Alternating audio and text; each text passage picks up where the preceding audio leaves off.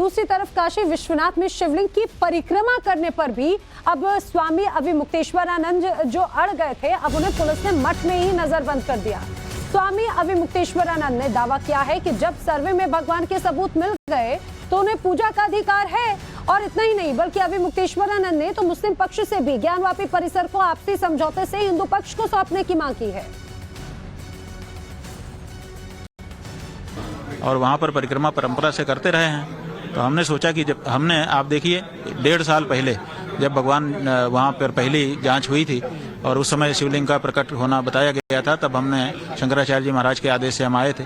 उस समय वो हमारे गुरु जी शंकराचार्य जी महाराज थे। तो उस समय हम उनके आदेश से पूजा करने जा रहे थे, हमको रोक दिया गया, कहा कि आप न्यायालय में जाइए। हम न्यायालय में गए, हमने तो सम्मान किया।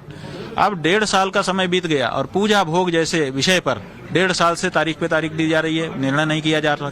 हमने कई बार वकीलों के माध्यम से वहां पर कहा कि हमारी अर्जी को अगर आप योग्य नहीं समझते हैं तो खारिज कर दीजिए, ताकि हम ऊपर की कोर्ट में जाके अपनी बात कह सकें। तो खारिज भी नहीं किया जा रहा है और उस पर निस्तारण भी नहीं किया जा रहा है और भगवान की पूजा बाधित है। तो हमारे मन में इस बात की बड़ी पीड़ा है कि हमारे भगवान प्रकट हैं और हम उनकी पूजा नहीं कर पा रहे हैं। तो हमने सोचा कि जो कर सकते हैं वही कर लें।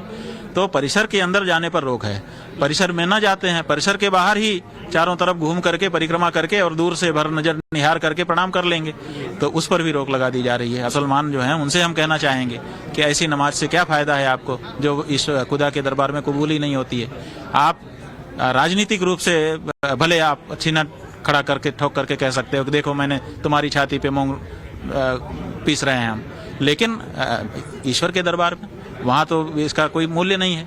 तो ऐसी परिस्थिति में जो आपके कब्जा वाले स्थान हैं उनको छोड़ दीजिए और सदा सदा के लिए झगड़ा मिटा दीजिए। इसी में पूरे देश का, समाज का और सब लोगों का कल्याण है।